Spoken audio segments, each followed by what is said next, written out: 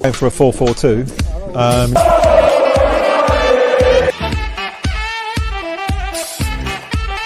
He didn't know what was going on in the room. Phyllis managed to refrain from swearing.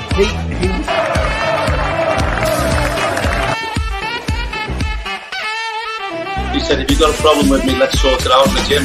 He's exactly the same with our lot. The thing is... Oh, come on! Where has that come from? Yeah.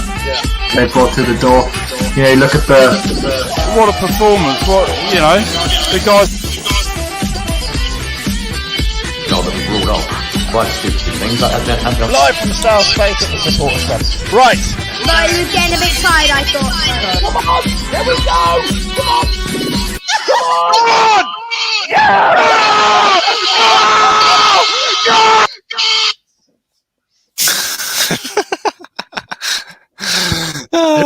Who else feels like they have just done a full-blown workout? Yeah, to put it lightly. It's literally, to put it lightly. Welcome back to West Ham United for our Highlights and Words show. This is a review show. We review the game, just discuss what the workout we've just all taken place and completed collectively as a West Ham unit today. West Ham have just beaten Spurs 2-1 at home to move ourselves back up into fourth place. Yes, you are hearing me correct. Fourth place. We've opened up a 9-point gap between West Ham and Tottenham. 9 points. I'll come straight over to you, Luke. You've done most of the match day live. Talk to me, mate. How are you feeling? Summarise, just a small summary, and then we'll go through the game. Yeah, it's fine. I'll make it brief. I just also on the intro, I realised how much I just say something and go as if I don't know what to say. But yeah, the game it's a professional job. Professional job. That's what you can say about it. It's professional. We held our own. We got the goals when we needed to, and generally, we don't really defend like that normally. West Ham. When we do, we're not that good at it.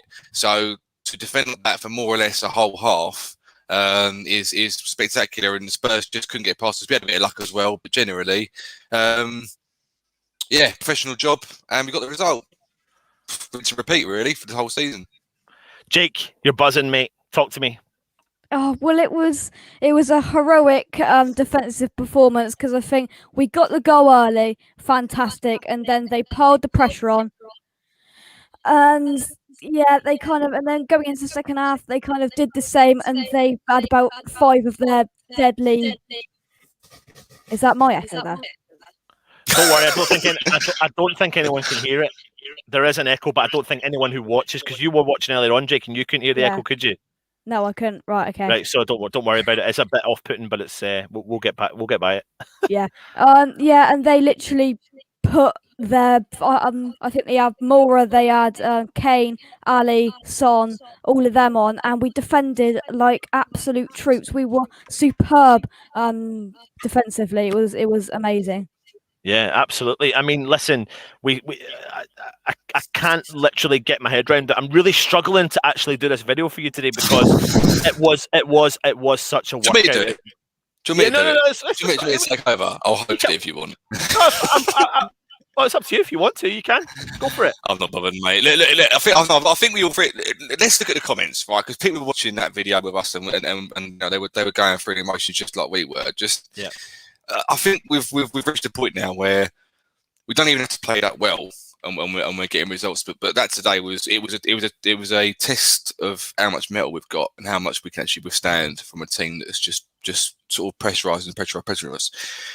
And so I want to ask you a question because you were sort of dipping out and when you wanted to during the game, but when we couldn't see you, because you try to have a quite professional outlook when you're on here, and I can tell. But when you were in the background, how did you think we played overall? Overall, the only way I could describe our performance today was professional performance, even in the second half when they were coming at us, because you know yourself when you're 2-0 up against Spurs. When did they score that goal? What minute was that goal they scored? I shall check who's in one football. One football's that. I shall check. I think. Is it 64? So you're going into the 60th minute, you're 2-0 up against Spurs, a team that you know that can counter, can break. They've got top-notch players up top, Son, Kane, all that sort of stuff. West Ham need to, pull together, work, bring the heart, bring the rate up. But they will probably, you expect an onslaught of attack coming from Tottenham. I think Bale made a difference for Tottenham today when he was substituted on. And obviously they then closed those gaps and started to press West Ham. But then you've got to think about West Ham's defensive performance. Of course, when the goal went in, I was disappointed because I felt like Creswell could have done better. It was just one of those, he literally took his eyes off of the marker, Lucas Moura, and Moura got in front of him. And it was one of those headers. It was like, everyone probably should have done better. It creeped in, didn't it? It was a good header. I'm not taking it away from him. It's a great header to creep in. But then the goal is what's going to knock the confidence slightly. And then you expect an onslaught, which is what we got. And we just had to defend like Trojans and Warriors. And that's exactly what we did today. Yeah. You ask most professionals in the game, 2-0 is a dangerous scoreline, because one goal either finishes the game off or one goal lets the other team back in it. So we rode our luck really being 2-0. And when we needed a third goal at some point, but we didn't really get it. But I was going to say, let's dissect the game a little bit. Let's look at the starting lineup. Jake, you were on at the start. Your thoughts on the fact that Ben Rama wasn't starting and Fornals was starting in place of him? I mean, talk to me. What was your thoughts on that? Well, at the start of the game, kind of before, I was thinking, that's a good positive lineup. I would have liked Ben Rama to come in there, but I thought Fornals did an okay job. I think they all did an okay job. So there wasn't really much else he could have done with that 11. Maybe Johnson would have came in there, but he did switch to a back 5 when he brought Johnson on just to literally hold on at the end.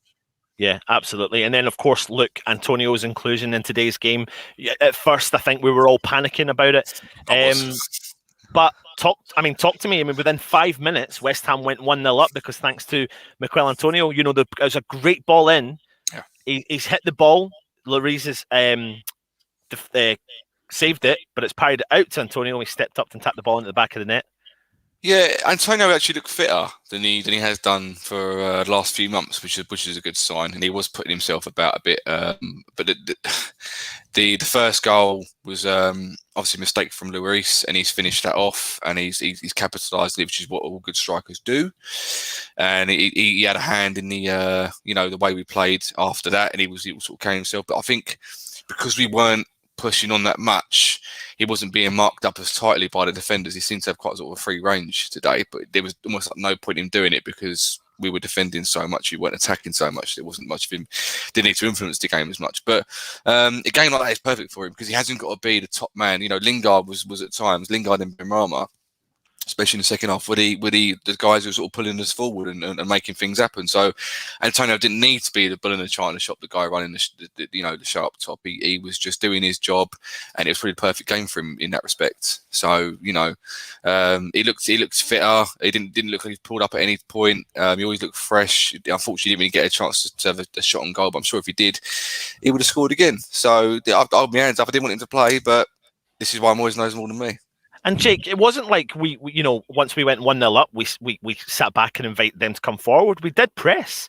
They did have attempts, but a lot of their attempts were coming from distance, whereas our attempts were, they were on target. We were piling the pressure on. I think in the first half, was it Craig Dawson had a fantastic header saved off the line from Lloris.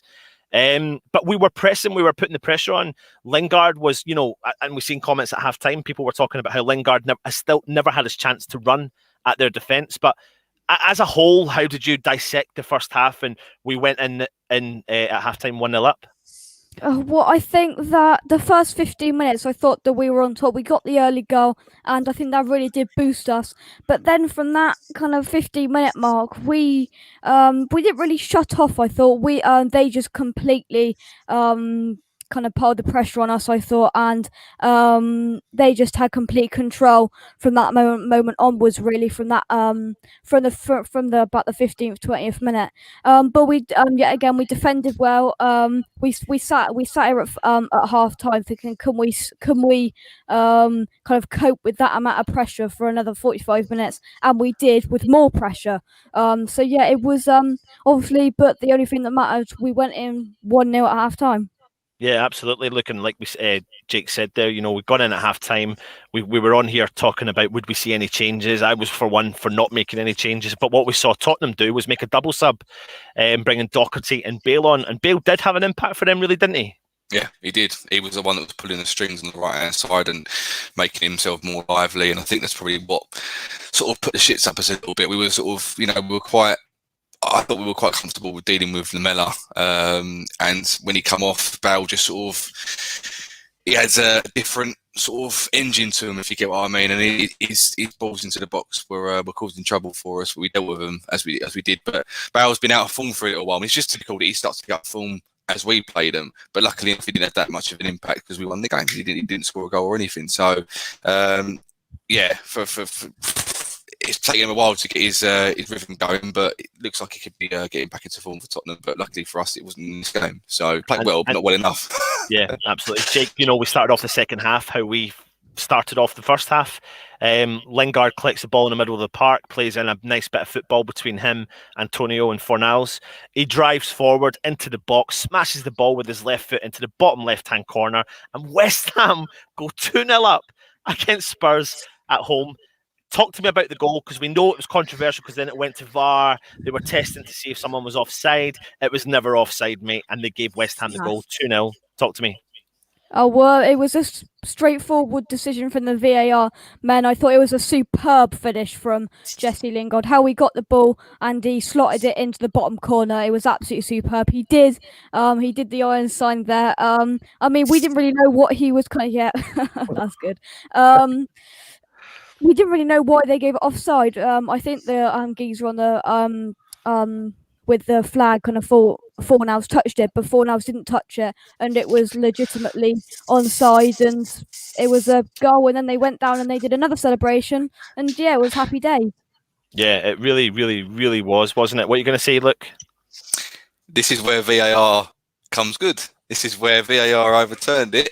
I said the linesman didn't know what he was talking about. And so when VAR is good and it goes for you, it's the best thing in the world. When it doesn't, it's the worst thing in the world. But yeah, this is why VAR to me is a good thing and will come good in the future. But yeah, so we're 2-0 up, right? We're 2-0 up, and we're in dreamland. We're in absolutely dreamland. We have no idea is it going to what's happening?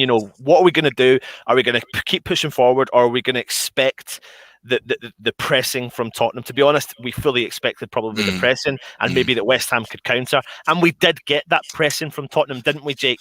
And listen, we'll fast forward to the goal where Tottenham scored. They gained a corner. Bale with a perfectly timed corner. Mora lost his man Creswell and nipped the head on it and put the ball in the back of the net. What was your thoughts when they scored that goal? Well, it was coming. That was the only thing I really said at the time. It was coming, and obviously, as they piled the pressure on, I thought, oh god, this is going to be a long half hour now, and it was. But yeah, I think we did expect it to come at some point, at least one, and it came. Yeah, I mean, we defended superbly. We let one in. We were going to let one in because we were just completely under pressure for nearly 90 minutes, full stop. But yeah, disappointing, but nothing major came from that, from the final result. Yeah, absolutely. As we keep going into the game, though, look, they were putting the pressure on. Bale had a chance, hit the bar, and then talk me through the last 5 minutes, mate. That is the most nerve-wracking I've ever had it as a fan, but we held on, and it's something that West Ham don't normally do. But luck was in it. When the ball hit the post in the last few minutes, you just know that you ain't going to concede, because there's a certain amount of luck you have in football, and obviously we had it on our side today. But they were pushing on, they were trying to get something. I mean, Kane was trying to make things happen with balls into the boxes. Dele Alli actually looked quite lively from what I've seen of him over this season. They were pushing, but we were defending just as well. And, I said to you before the game started, I was a bit iffy about Diop. I think Diop had a great game today. Absolutely fantastic man mountain. Dawson had a great game, but didn't look as good because I think Diop was taking most of the plaudits today. So, generally... On that, actually, I noticed that when we went to a back five, and I don't know if you clocked this, Jake, as well, when Johnson came on, that when they went into the back three of that five, that Diop sat the furthest back today, and Dawson sat out on beside him instead of Dawson sitting further back today. But what I saw, like you said, was a fantastic performance from Diop, which is what West Ham need, is all our centre halves performing to the top level, especially now that we know with the news that Oggie's out. I mean, talk to me about our defence, Jake. Oh, it was completely heroic, I thought. The way all of them there. I mean, Soufal was in the walls. He went into Fabianski. Diop and Dawson. Dawson superb as normal, and Diop with a very good performance. Diop put some very much needed kind of foots in clearances, much needed business, and he did it superbly, and he was very good. And Creswell, I thought Creswell was a bit more kind of open, and I thought it was a bit more open down that side when Bale came on. But then we brought Johnson on, who was very good. He won the headers, and that's exactly what he needed to do. And he was very good when Johnson came on to just shore up that side. Yeah, 100%. Something else we want to talk about as well is the fact that Antonio never got subbed at all today. He actually played the full game, something we did not think we would see.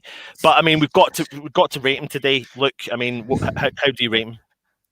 He done his job. I think we've got to have sort of a little tally on this show. Every time we question Moyes and every time we question players, how long players should play unless you come on as a sub, we have a little swear jar or something we put in for the charity or something, because it's happening again and again. I said I didn't think Antonio should start. I didn't think he should play a full game. Both things went the complete opposite way, and he had a great game. He kind of went under the radar, I think, a bit today. He done what he had to do. He scored the first goal. That set us up brilliantly. He held off the defence for what he could. But like I say, I think because we weren't attacking as much today and we was holding back, he didn't have to have the influence that he normally does. But for a guy coming back from injury, who's lacking match sharpness, match fitness, whatever you want to call it, he looked like he hadn't been out of the team. He looked fit. He wasn't slowing down, wasn't holding his calves or anything, or hamstring or anything like that. So he'd done what he had to do, and clearly Moyes didn't feel like he needed to be taken off, and he was still keeping it going even to the last minute. So fair play to the lad, I think he had a good game. It's just, do you think, apart from maybe, am I doing Tottenham an injustice here, but apart from the last 20 minutes, were they really in it, or was it West Ham that were nullifying any real threat? They were in it. There's no doubt about that. They couldn't get any clear-cut chances. That was the difference, especially in the first half. They had to make chances from, say, the edge of the box, the corners of the box, and trying to get shots in. But they were always there or thereabout. The difference was, and this is crazy sounding from a West Ham team, we took our chances. Both of the chances we had, we took. And the second one was a bit of a half chance, if you say. That's why it's such a good finish from Lingard to score the second goal. But we took our chances, and they didn't. No, they were reduced more or less to shots outside the box. Dyer and Lucas, etc. Bale hit the bar and then they hit the post and stuff like that. But they weren't. There was no one-on-ones. There was no chances that you thought, we got to, stop them getting in, because all there were Bale on the right trying to lob a pass into the box, Kane trying to do the same, but low drill crosses and stuff like that. Son was having absolutely no freedom at all on that left hand side, and Kufau had an absolute monster of a game. Well, you've just brought me on perfectly to the match. Jake, I'll give you this one. Soufal today, he had Son in his back pocket, didn't he, mate? Oh, we did. He's had Greenish there. He's emptied him out, and now he's got Son in there to empty out as well, because he completely nullified and he completely shut down anything that Son wanted to do.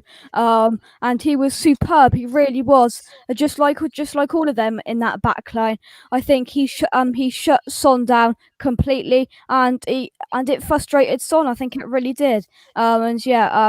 Another fantastic performance from a player that cost us £5 million.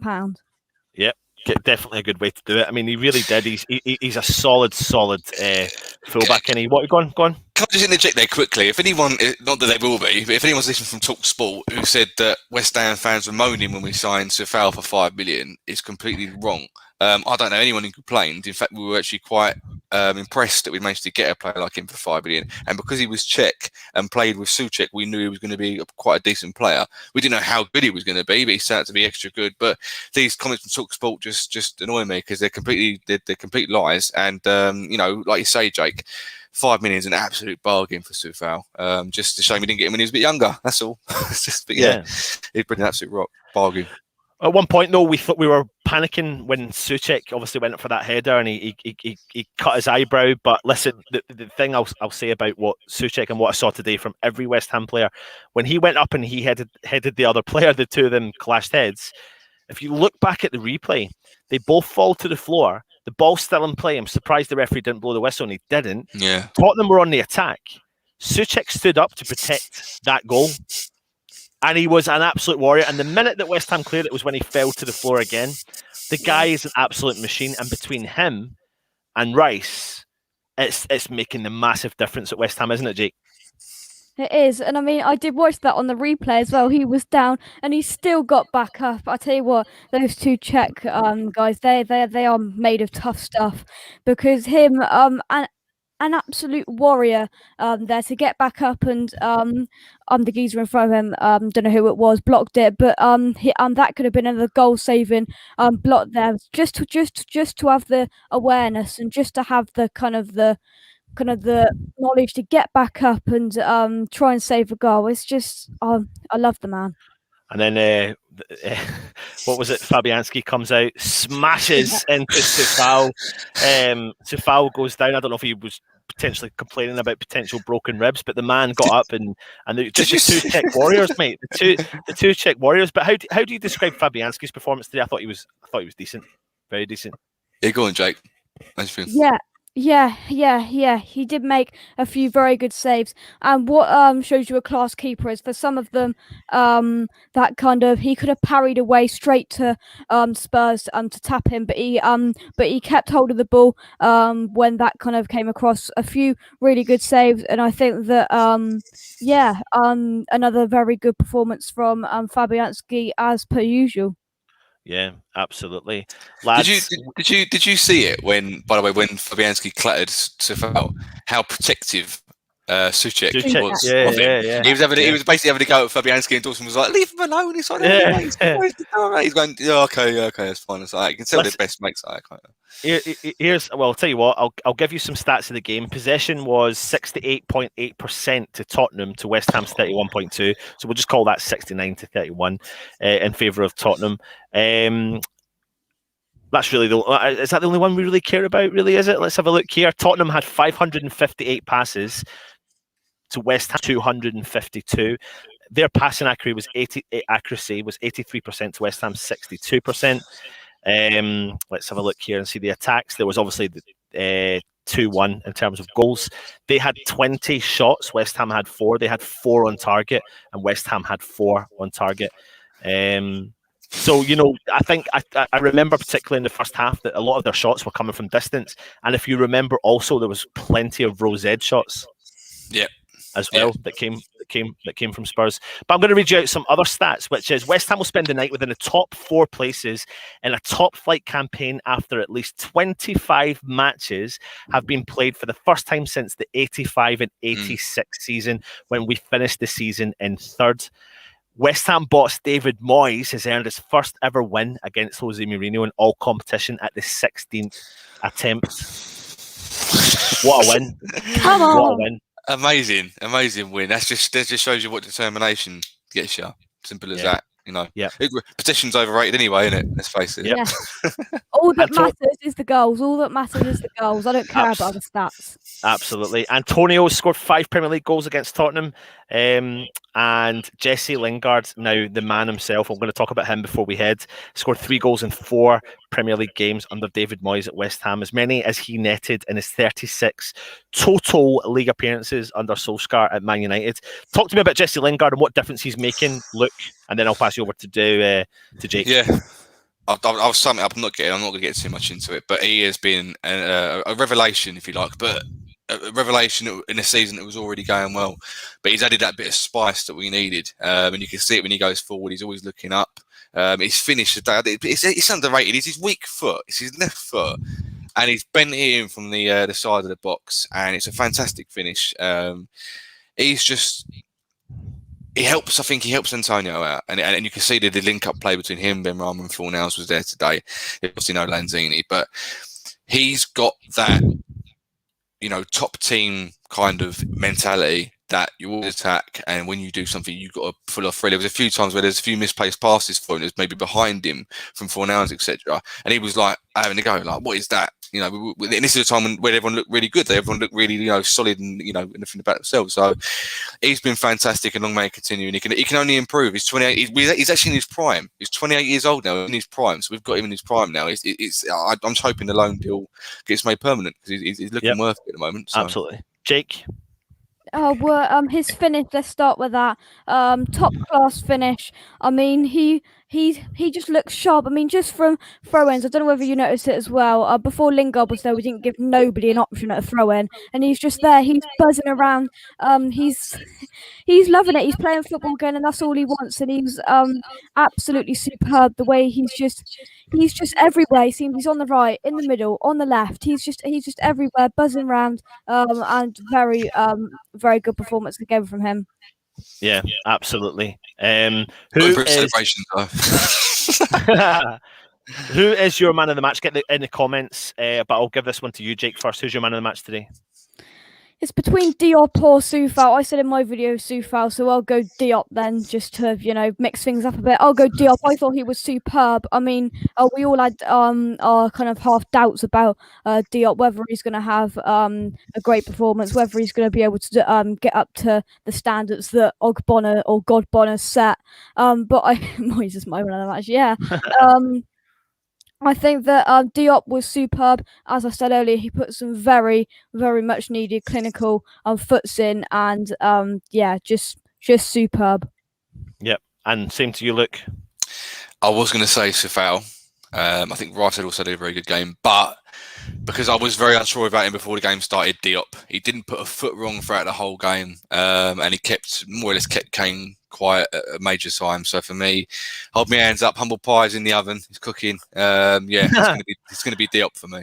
Yeah, I think I'm going to agree with you too, but it's a very close second by Soufal. If anything, it's probably it's on par, but I'm giving it to Diop probably for the same reason as to why Luke's giving it to Diop, because it was kind of not expected a performance like that, which was a fantastic performance from West Ham's defence. A great defensive performance, just a great professional performance from us. And yeah, people are saying Fabianski, people are saying Soufal. Yeah. Loads of people in there saying all different people. But listen, we've walked away 2-1 winners, 4th in the league, Champions League spot. People are desperately asking me to see the Premier League table.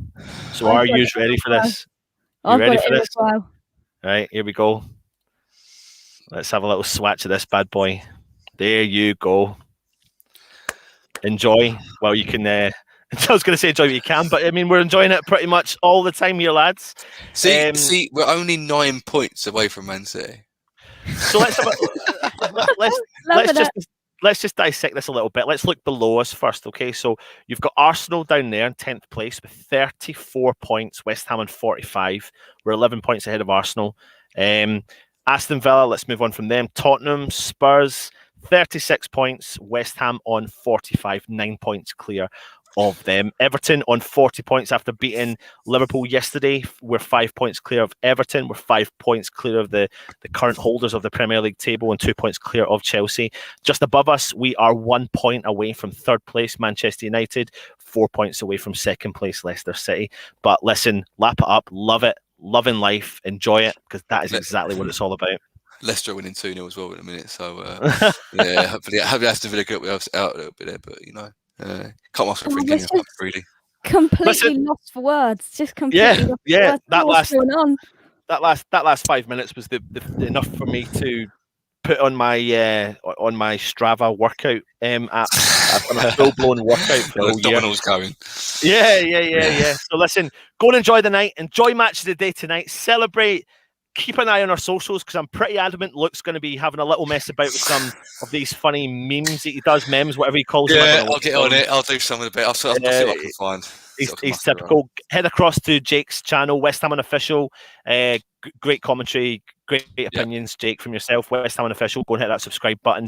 In actual fact, if you are watching, go across to his channel and hit the subscribe button right now. But also, if you're watching, hit the subscribe button for us as well while you're at it.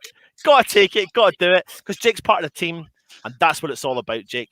Listen, West Ham 2, Tottenham 1, West Ham 4th place, Tottenham 8th, 9 points ahead of them. Come on, you Irons! Come on, you Thanks Irons. for watching. Subscribe, comment, and like. Look, anything you want to say, you look like you do. Go for it, mate. I'll put you right on the screen. I'm just breathing, to be honest with you. I haven't been able to do that for the last fucking 45 minutes. No, but thank you for watching, everyone that watched and come in this. Long may it continue. So, yeah, cheers, like, subscribe, and all that sort of stuff. So, yeah, thank you for having us. And, yeah, go and enjoy. Everyone get a beer down tonight or wine or whatever you drink. So, let's have it. Let's enjoy it while it comes. Water. Come on, you Irons. He's been Jake, Luke, Anton. Come on, you Irons. That's one.